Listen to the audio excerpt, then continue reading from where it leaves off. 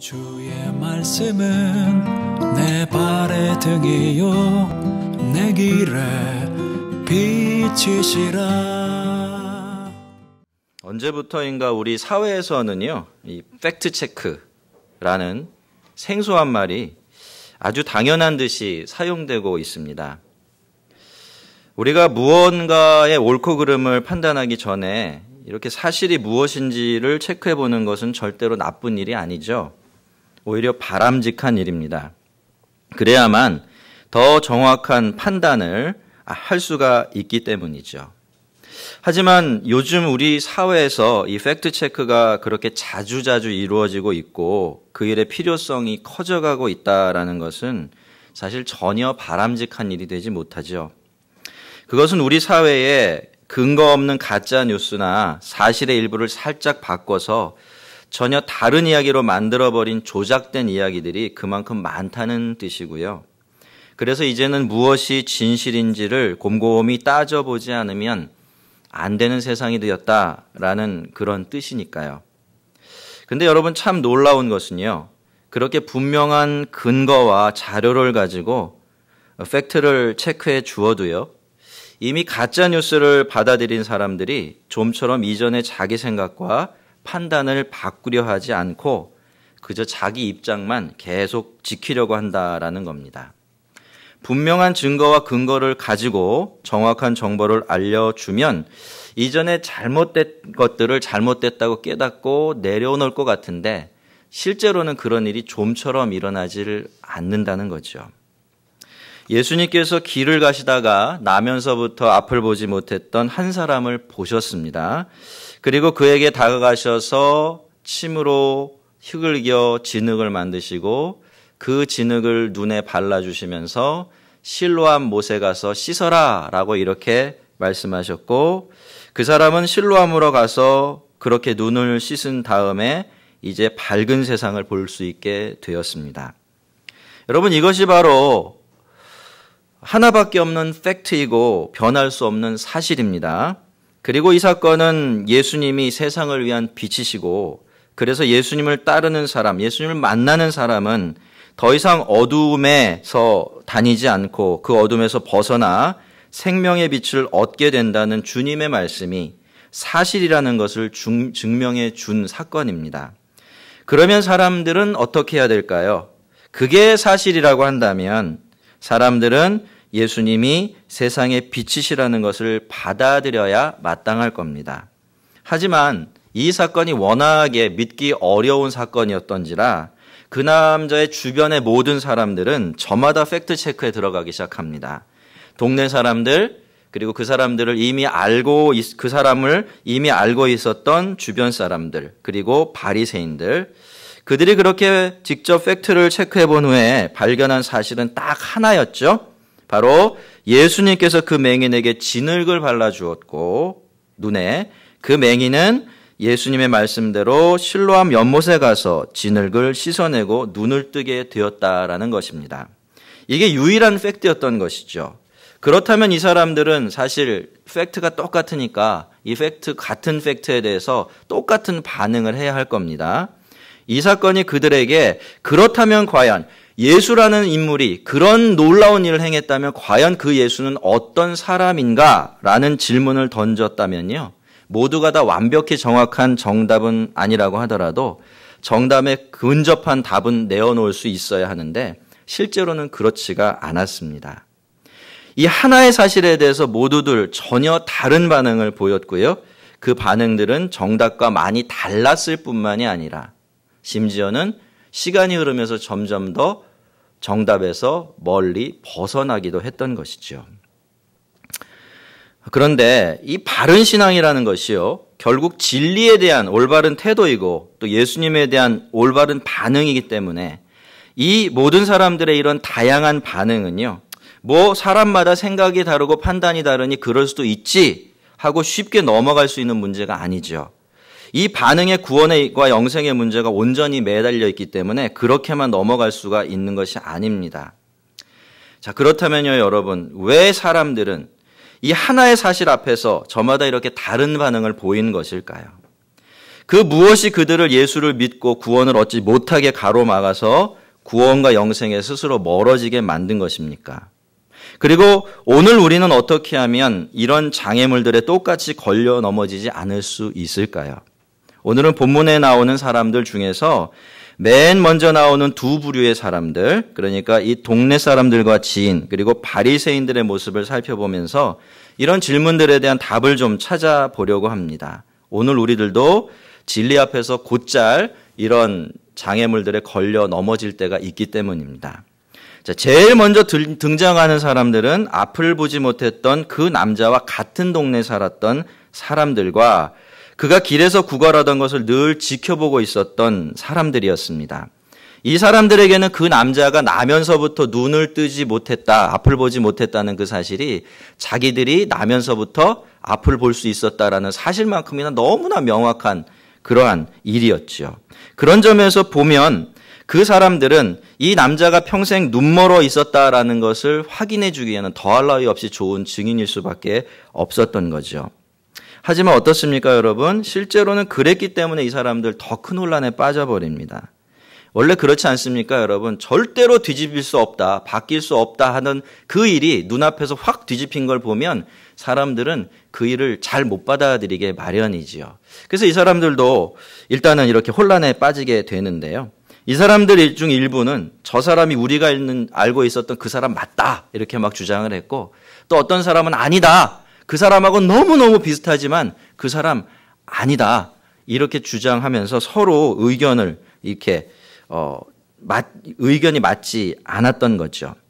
이렇게 설왕설래를 하다가 결국에 그 당사자가 계속 내가 그 사람이 맞다라고 반복해서 주장을 했기 때문에 모두들 그 사실을 사실로 받아들이게 되기는 했는데요.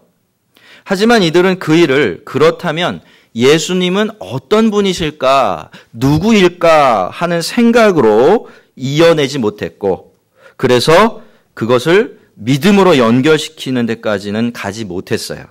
그래서 결국 그 일을 붙들고 바리새인들에게 가게 됩니다.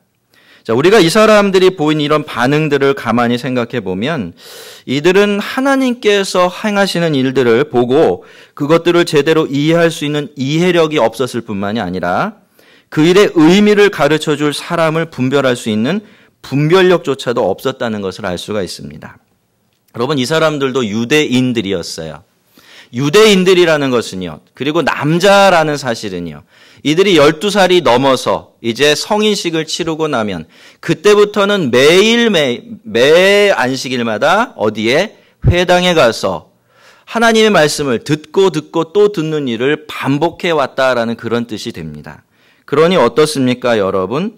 그들이 그렇게 계속 들어왔던 하나님의 말씀을 어렴풋이 대충이나마 이렇게 기억하고 마음에 담고 있었다면 이들은 이 사람이 적어도 하나님께서 보내신 사람이겠구나라는 것은 알아차렸겠지요. 그리고 조금이라도 더 생각할 줄 아는 사람이 있었다면 그 사람은 아마 이사야서 같은 데 나와 있는 그 말씀 기억했을 겁니다. 메시아가 오시면 누가 눈먼 사람이 눈을 뜨게 되는 일이 일어날 것이다 라는 그 말씀 말이죠. 그렇다라고 한다면 이렇게 대충이나마 이렇게 예수님을 정말 메시아로 생각할 줄 아는 데까지 가는 사람이 나왔어야 마땅한데 애석하게도 그리고 너무나 놀랍게도 그 모든 사람들 중에 단 한 사람도 그런 사람이 나오지를 않았다는 겁니다. 그리고 그들이 찾아가 도움을 구했던 사람이 누구였죠? 바리새인들이었어요. 여러분, 이미 예수를 그리스도라고 고백하기만 하면 회당에서 출교해버리겠다고, 발을 들여놓지 못하게 하겠다고 그렇게 엄포를 놓았던 예수님의 반대자들이에요. 그것은 지금 바리새인들을 찾아가고 있는 이 사람들도 알고 있는 사실이죠. 그렇다고 한다면 여러분, 이런 사람에게 찾아가 봤자 그 사건에 대한 바른 가르침 들을 수가 없지요. 그건 너무나 당연하게 알 수 있는 일입니다. 하지만 이들은 그저 습관처럼 바리새인들을 향해 가서 그 일에 대해서 문의를 했지요. 그들이 그저 바리새인이라는 그 이유 한 가지만으로 자기들에게 바른 가르침을 들려줄 것이다 라고 그냥 믿어버렸기 때문입니다. 자, 이렇게만 보면요, 이 사람들의 행동이 상식에서 많이 벗어나는 것 같이 보입니다만 사실 오늘도 이런 일은 드물지 않게 일어나고 있습니다. 아시다시피요, 교회 오래 다녔다고 해서 어떤 일이나 사건의 영적인 의미를 깨달을 수 있는 이해력을 가지게 되는 것 아닙니다. 그렇게 오랫동안 성경을 배우고 설교를 들었다고 하면 충분히 모두가 다 그럴 수 있을 것 같은데 실제로 이 두 가지가 일치하는 예가 그리 많지 않죠. 물론 이런 일은요, 1차적으로 가르치는 사람들이 잘못 가르쳤기 때문에 일어나는 비극입니다.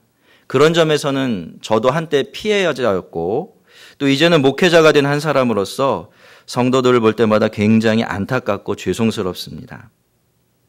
하지만 여러분, 아무리 그렇더라도 자기에게 바른 답을 들려줄 수 있는 선생이 누구인지 그것을 분별해내는 일만큼은 바로 성도들 자신의 몫이라는 것은 피할 수 없는 사실일 겁니다. 제가 예전에 교회에 나오신 지 얼마 안 되었지만 이 말씀에 대해서 굉장히 진지한 관심을 가지고 계신 어떤 성도 한 분과 이야기를 나눈 적이 있어요.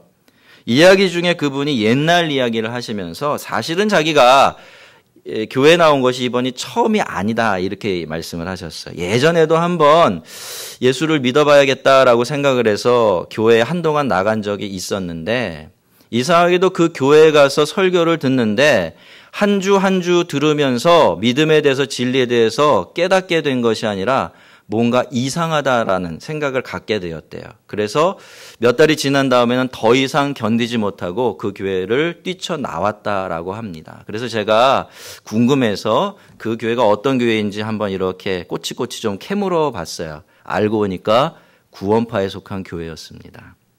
제가 얼마나 마음을 쓸어내렸는지 몰라요. 아유, 다행이네요. 참 감사한 일이네요. 이렇게 이야기를 해드렸습니다.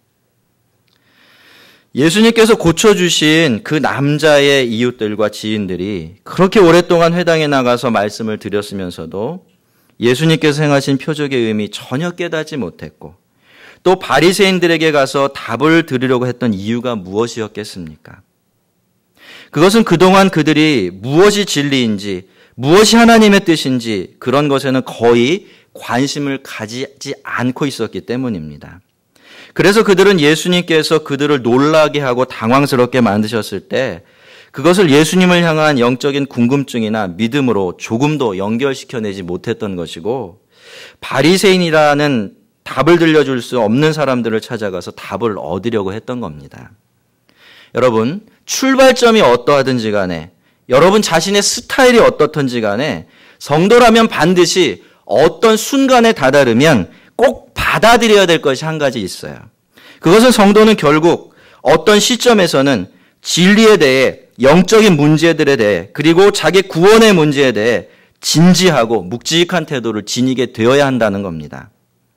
오늘 본문을 보니까요, 꼭 우리가 살고 있는 이 시대만 그랬던 것은 아니었던 것 같습니다만 오늘 우리가 사는 이 시대는요, 가벼움을 미덕이요, 선이라고 생각하는 그런 시대입니다.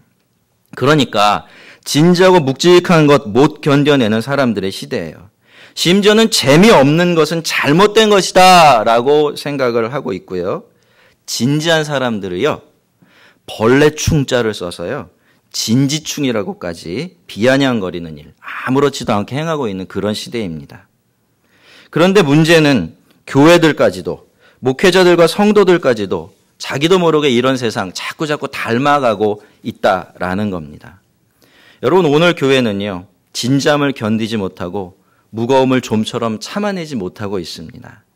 하지만 기독교는 진리를 생각하고 하나님의 뜻을 찾는 믿음을 가진 종교죠. 이 세상과 우리 인생의 본질, 하나님 나라와 영원이라는 이 어마어마하게 묵직한 주제를 중심에 품고 있는 신앙을 가지고 있습니다. 그래서 진지하지 못하면, 묵직한 것들을 참아내지 못하면, 나아가서 그걸 기뻐할 수가 없으면 진짜 기독교 신앙에는 도저히 다다를 수가 없습니다. 참된 자유와 홀가분함은 그 묵직하고 진지한 것들 뒤에 숨겨져 있기 때문이죠. 대표적인 예가 뭡니까? 바로 부활이 십자가 뒤에 있다는 겁니다. 여러분, 기독교를 이해하려면요, 이거 한 가지만 바로 이해하면 돼요. 기독교는요, 부활만 이야기하는 종교가 아니에요. 십자가 뒤에 부활이 있다라고 말하는 종교예요. 그래서 부활에 이르려면 반드시 십자가를 통과해야 한다고 가르치는 종교죠. 이 원리는 우리의 신앙생활 전 영역에 다 적용되는 원리입니다. 그래서 예수님께서도 뭐라고 말씀하셨나요? 예수님의 말씀, 우리가 예수님의 말씀 안에 거하면 우리가 그제서야 진리가 무엇인 줄 알게 되고, 그죠? 그리고 나서야 그 진리가 우리를 자유롭게 만들어준다라고 하셨습니다. 그 남자의 이웃들은 예수님께서 행하시는 표적을 보고서도 그것을 통해 예수님의 그림자도 보지 못했습니다. 교만해서 그랬던 것도 아니고요, 여러분. 무슨 거창한 죄를 지었기 때문에 그런 것도 아니었죠. 그저 하나님의 말씀과 진리 앞에서 모든 것들을 곰곰이 헤아려 볼 줄 아는 이 진지한 태도와 마음이 없었기 때문입니다. 그래서 그들은 그 오랜 신앙생활에도 불구하고 아무런 영적인 이해력과 분별력을 얻을 수가 없었던 겁니다. 오늘 이야기 속에 두 번째로 등장하는 사람들은 바리새인들이에요. 사실 오늘 본문 이야기의 거의 대부분을 이 사람들이 이끌어가고 있다라고 해도 과언이 아닌데요. 이 말은 그만큼 예수님이 행하신 일들에 대해서 이 사람들이 많이 오랫동안 생각할 기회를 가지고 있었다라는 뜻이 됩니다. 그렇지만 바리새인들은 시간이 흐르면서 어떻게 됩니까? 예수님께 다가가는 것이 아니라 오히려 예수님으로부터 점점 더 멀어지게 되어지고 결국에는 그러다가 자기들을 향해서 이제 삐걱 소리를 내며 열려지기 시작한 그 구원과 영생의 문을 자기 손으로 쾅 하고 닫아버리고 말게 됩니다. 바리새인들은 출발점부터 잘못돼 있었죠. 그들은 전혀 전에 가지고 있었던 예수님에 대한 자기 자신의 생각을 바꿀 의도가 없었고요. 예수님을 믿고 태도를 바꿀 생각은 더더욱 없었습니다. 그런 상태에서 이 사건을 맞닥뜨리게 된 것이죠. 그러니 이들은 시간이 흐를수록 점점 더 멀리 벗어날 수밖에 없었던 겁니다. 바리새인들은 우선 그 남자에게 어떻게 해서 앞을 보게 되었느냐라고 묻는데요. 여러분 그런데 이 15절을 보시면요. 뭐라고 이야기가 되어 있냐면 바리새인들이 이 질문을 한 것이 예수님께서 그 사람을 고쳐주신 날이 안식일이었기 때문이다. 그래서 이런 질문을 하게 됐다. 이렇게 이야기합니다. 여러분 이 말이 무슨 뜻입니까? 여러분 그들은요. 지금 사실을 알고 싶어서 질문을 던진 게 아니에요. 그죠? 그들이 체크해보고 싶었던 팩트는 따로 있었던 겁니다. 그것은 예수님이 어떤 식으로 안식일을 어겼고 그래서 어떤 죄인인지를 확인하고 싶었던 겁니다. 자, 남자는 있는 사실 그대로를 말을 해주었고요. 바리새인은 그 이야기를 듣고 무릎을 탁 칩니다. 그들이 지키고 있는 장로들의 전통에 따르면 예수님은 이중으로 이 안식일을 어긴 거예요. 여러분 장로들의 전통과 율법이 달라요. 근데 지금 바리새인들은 율법 자체가 아니라 그 율법을 잘 지키도록 많은 사람들이 이렇게 저렇게 붙여놓은 그 원리들을 잣대로 하고 예수님을 지금 판단하고 있습니까? 그러니까 이 판단 자체도 맞는 건 아닙니다만 아무튼 그들의 기준에 의하면 예수님은 이중으로 안식일을 어긴 게 되는데요. 이들이 적용한 원리가 얼마나 우스운지 몰라요. 안식일에는요. 지금 당장 죽을 사람이 아니면 못 고치도록 돼 있어요. 자, 이게 누구에게 적용되는 법일까요? 의사예요. 의사는 병을 고치는 게 일이기 때문에 그 일 못하도록 만들어 놓은 거죠. 의사에게만. 사실 그런 거예요. 그런데 예수님은 어떻습니까? 안식일에 죽을 사람도 아닌 매일 눈 멀어 있던 그 사람 굳이 그날에 고치신 거죠. 두 번째로 율법에는 그들이 믿는 그 장로들의 전통에는 어떻게 되어 있느냐면 안식일에는 반죽을 하면 안 돼요. 이건 누가 지켜야 될 율법일까요? 주부들이에요. 주부들. 그죠? 반죽이 뭡니까? 뭐 하려고 반죽해요? 떡 굽고 빵 굴라고 반죽하잖아요. 그러니까 이런 겁니다. 주일에 일을 금지하신 하나님의 법은 이런 거예요. 그 주일만큼은 너를 위해서 일하지 말라는 거예요.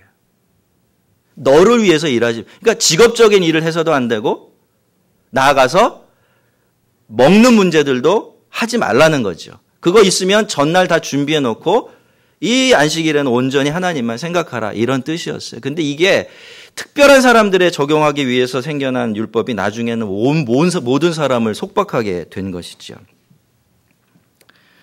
그러니 여러분, 아무튼지 이 바리새인들이 보기에 예수님은 이중으로 이 안식일을 범하게 된 것이고, 그래서 이 사람은 이제 이 바리새인들은 너무나 손쉽게 예수님을 안식일을 어긴 죄인이다라고 결론을 내리게 된 겁니다. 근데 참 재밌게도 모든 사람들이, 거기 있는 모든 바리새인들이 또 다 그렇게 생각했던 것은 아니었어요. 거기에 조금은 정직한 사람들이 있었어요. 이 사람들은 하나의 원리를 또 생각해냈어요. 그게 뭐냐면, 만약 예수가 죄인이라고 한다면 나면서부터 맹인인 사람 고치는 것 같은 기적을 일으킬 수는 없다는 거죠. 하나님이 그렇게 큰 죄인을 통해서 그렇게 놀라운 이적을 베푸실 리가 없다는 겁니다. 자, 그들은 이 두 가지가 이렇게 서로 충돌하면서 만들어내는 문제를 풀어낼 수가 없었고요. 그래서 둘로 나뉘어서 그때부터 서로 다투기 시작합니다.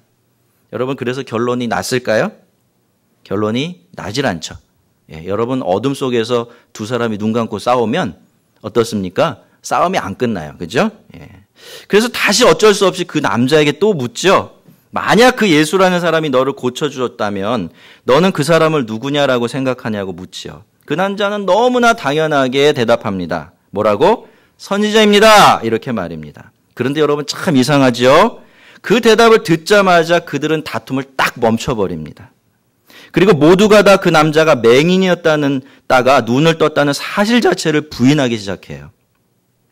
예수님에 대한 그들의 생각과 판단이 모든 점에서 일치하고 있지는 않았지만요, 적어도 어떤 점에서는 같았다는 것을 알 수 있습니까? 모두가 다 예수님을 선지자로 인정하기는 싫어했던 거예요. 그러니까 이 남자가 선지자다 이렇게 하니까 그 말 붙들고 한통속이 되기 시작한 겁니다.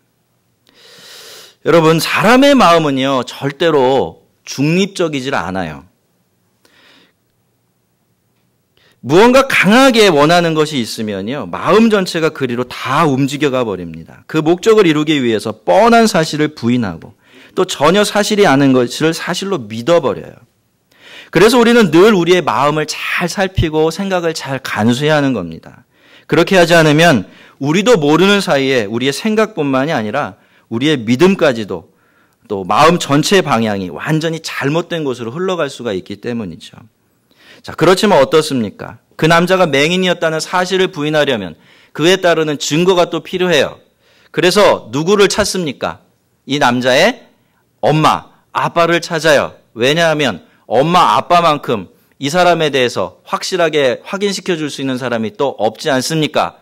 그래서 이 엄마, 아빠가 얘 내 아들 아니다 이렇게 해버리면 어떻게 됩니까? 이게 모두 게임 끝나버리는 거죠. 예수님은 거짓말한 사람이 되고 이 맹인은 사기꾼이 되어버리게 되는 거죠. 자, 그래서 이제 부모에게 그 자초지종 또 물어봤죠. 이 사람이 나면서부터 앞을 보지 못했던 당신의 아들이 맞냐? 또 그렇다고 한다면 이 남자는 어떻게 해서 고침을 받게 되었느냐 또 묻습니다. 부모들도요, 결론적으로 보면은 이 바리새인들이 바라는 대답을 들려주지 않았죠. 절반만 들려줍니다. 앞쪽의 질문에 대해서는 이 아이가 우리 아들이 맞고 나면서부터 앞을 보지 못했다. 이렇게 대답을 해줬습니다. 그러나 두 번째 대답에 대해서는 슬쩍 즉답을 피해버리죠. 아들한테 물어보십시오. 다 컸으니까 나한테 묻지 마시고 저기한테 물어보십시오. 이렇게 이야기했어요. 그래도 명색이 부모인데 저 살자고 아들을 아들 아니라고 하고 눈 멀었던 아들 눈 안 멀었다고 할 수가 없기 때문에 그렇게 대답을 한 겁니다. 그래서 바리새인들은 또다시 그 남자에게 질문을 하게 되는데요. 그들은 질문을 하기 전에 이런 얘기를 하죠. 너는 하나님께 영광을 돌리라. 우리는 이 사람이 죄인인 줄 아노라. 라고 말합니다. 여러분, 이게 무슨 뜻인지 아시겠지요? 이것은요, 하나님의 영광을 빙자한 협박입니다. 답은 이미 정해져 있다는 거예요. 예수라는 사람은 안식일을 어긴 죄인이라고 정해져 있다는 겁니다. 그러니 너는 우리가 정해놓은 답만 따라오면 된다는 거죠. 그 답은 바뀔 수도 없고 바뀌어서도 안 되니까 너는 이 답에 일치하는 이야기만 하라라는 그런 뜻입니다. 여러분, 이제 바리새인들은요, 무엇이 사실인지 아닌지, 무엇이 진리고 아닌지 거기에 대해서는 전혀 관심이 없습니다. 그저 자기들이 믿는 대로 예수님을 죄인으로 만드는 일에만 몰두를 하고 있고요. 그 목적을 이루기 위해서 지금 하나님의 영광까지 들먹이면서 그 남자를 협박하고 있는 거죠. 성도 여러분, 답정너라는 말을 들어보셨습니까? 요즘은 이런 바리새인들 같은 사람들을 두고 답정너라고 부르더라고요. 답은 이미 정해져 있으니 너는 예요. 그죠? 너는 내가 원하는 것만 말해라는 태도로 사는 사람들을 일컬어서 답정너다 이렇게 부릅니다. 성도 여러분, 여러분은 답정너들을 좋아하십니까? 그런 사람들 옆에 늘 머물러 살고 싶으세요? 하나님도 안 그러세요. 하나님도 이런 답정너들을 좋아하지 않으실지는 확실치 않지만 확실한 것은 많이 버거워하실 것 같습니다. 답정너들은요, 사람뿐만이 아니라 하나님도 설득하기가 힘들어요. 그러니 하나님께도 이런 사람들은 숙제 중에 숙제가 되는 거죠. 근데 여러분, 그런 협박을 받고서도 그 남자는 예수님이 죄인이라는 것에 동일하지 않습니다. 그리고 계속 그 예수라는 사람이 어디서 왔는지 우린 모르겠다 이렇게 발뺌을 하는 이 바리새인들을 향해서 아주 결정타 하나를 날립니다. 이 남자가 사용한 논리는 굉장히 단순합니다. 첫 번째, 한번 따라와 보세요. 하나님은 죄인의 말을 듣지 않으시는 분이시다. 맞죠? 둘째로, 그런데 예수라는 분이 나면서부터 앞을 보지 못했던 나를 고쳐주었다. 그렇다면 셋째, 결론적으로 그분은 죄인이 아니라 경건한 사람이고, 그죠? 하나님의 뜻대로 살아가는 하나님으로부터 온 사람일 수밖에 없다라는 거예요. 그래서 여러분, 이 남자는 조금 전에도 예수님을 뭐라고 불렀죠? 선지자다, 그렇게 불렀던 겁니다. 사실 이야기의 시작부터요, 본문 전체 중심에 놓여있던 단순한 진리가 바로 하나님은 죄인의 말을 듣지 않으신다라는 이것입니다. 애초에 바리새인들도 그것 때문에 다투기 시작했지 않습니까? 성도 여러분, 사람은 언제 혼란에 빠질까요? 언제 아집에 빠져서 진리에서 점점 더 멀어져 갈까요? 그것은 바로 너무나 명백하고 당연한 사실을 받아들이려고 하지 않을 때입니다. 그렇게 되면 사람은 언젠간 혼란에 빠져버려요. 그것 때문에 말이 횡설수설해지고요, 앞뒤가 달라지는 거죠. 왜냐? 이 거짓이라는 것은 늘 무질서와 혼돈을 만들어내는 특성이 있기 때문입니다. 이제 바리새인들은요, 말문이 턱 막혀버려요. 그렇지만 어떻습니까? 이대로 물러설 수 있습니까? 없습니까? 없어요. 그래서 자기들이 가지고 있는 무기를 꺼냅니다. 힘이라는 무기를 딱 꺼내들어요. 무슨 말이라도 하지 않으면 안 될 것 같으니까. 네가 온전히 죄 가운데 나서 우리를 가르치느냐라고 이 남자를 윽박지르고는 회당에서 출교시켜버리고 말아요. 여러분, 참 웃기지 않습니까? 이 사람들은요, 명색이 성경의 전문가인 바리새인들이면서도 이 사람이 당하는 고난에 대해서 아주 얄팍한 이해밖에 가지고 있지 않았던 겁니다. 그래서 그 남자를 향해서 네가 온전히 죄 가운데 났다라고 하면서 윽박지른 것이죠. 이들 또한 제자들처럼 전혀 하나님의 일을 보지는 못했던 영적으로 눈먼 자들이었던 겁니다. 뿐만 아닙니다. 이들은 결국 그 남자를 회당에서 출교시켜 버리는데요. 이것도 정말 잘못된 일이고 부당한 일이었습니다. 이들은 예수를 그리스도라고 고백하는 사람들을 출교하겠다라고 결정을 내려놓았죠. 그렇죠? 앞에 우리가 보면 이 괄호 안에 그런 얘기가 있어요. 자, 그러면 여러분, 이 남자가 언제 그렇게 얘기한 적이 있습니까? 이 남자가 입으로 예수가 그리스도다, 예수님과 이미 메시아다 이렇게 고백한 적이 있습니까? 없습니까? 없을 뿐만이 아니라 있을 수가 없어요. 왜 그럴까요? 아직은 이 남자에게는 그렇게 고백할 만한 예수님에 대한 지식도 믿음도 없기 때문이에요. 우리가 나중에 다음 주에 살펴볼 뒷부분에 가서 이 남자는 예수님을 메시아라고 믿게 되어지는 거죠. 그러니 여러분, 그날 이 성경의 전문가인 영적인 분별력을 가지고 있다고 자부했던 그 바리새인들이 저질렀었던 일은 전혀 상식적이지도 못한 그런 일에 불과했던 거죠.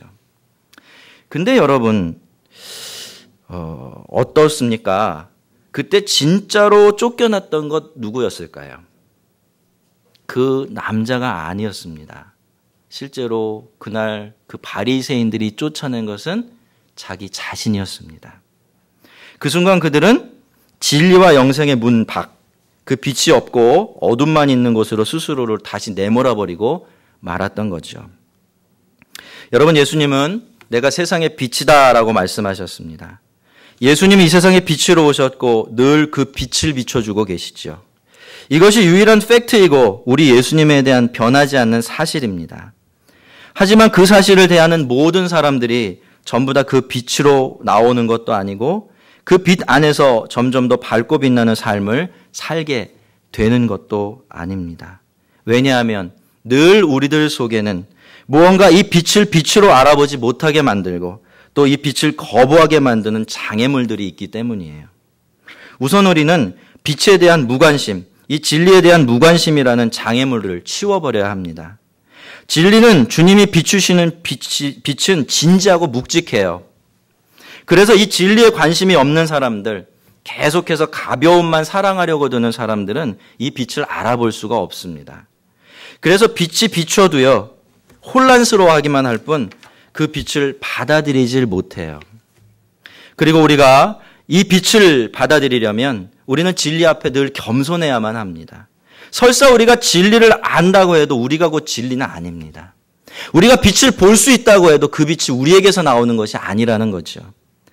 그리고 진리를 받아들이려면 더 밝은 빛으로 나아가서 그 빛 가운데 살기를 바란다면 너무 나를 주장하면 안 됩니다. 태양에 비한다면 촛불 한 개에도 못 미치는 나의 빛은 그 태양 앞에서 기쁘고 당연하게 내려놓을 수 있어야 합니다. 그리고 빛을 받아들이려면 또 정직해야 합니다. 나의 진리, 내가 좋아하는 빛을 지켜내려는 욕심 때문에 더 밝고 따뜻한 완전한 빛을 꺼버리려고 해서는 안 된다는 것이죠. 그러면 나는 또다시 어둠이 되고 말아요. 나를 향해 열린 진리와 영생의 문은 닫혀버리고 말게 되는 겁니다. 여러분, 주님은 빛으로 오셨습니다. 그리고 주님은 그 빛을 우리 앞에 언제나 비춰주고 계십니다. 그리고 빨리 그 빛으로 나와서 그 빛 안에서 밝고 자유롭게 살아가라고 우리를 초청하고 계십니다. 그것이 예수님께서 이 세상에 오신 이유이고요. 우리에게 정말로 주고 싶어 하시는 선물이기 때문이죠. 꼭 세상의 빛으로 오신 주님 안에서 영생과 자유를 누리시기를 바랍니다. 그 밝은 빛이 비춰주는 이 환한 삶, 이 땅에서 살아가시다가 그 빛 따라 영원한 빛의 나라로 들어가는 저와 여러분 되기를 주의 이름으로 축원합니다. 기도하겠습니다.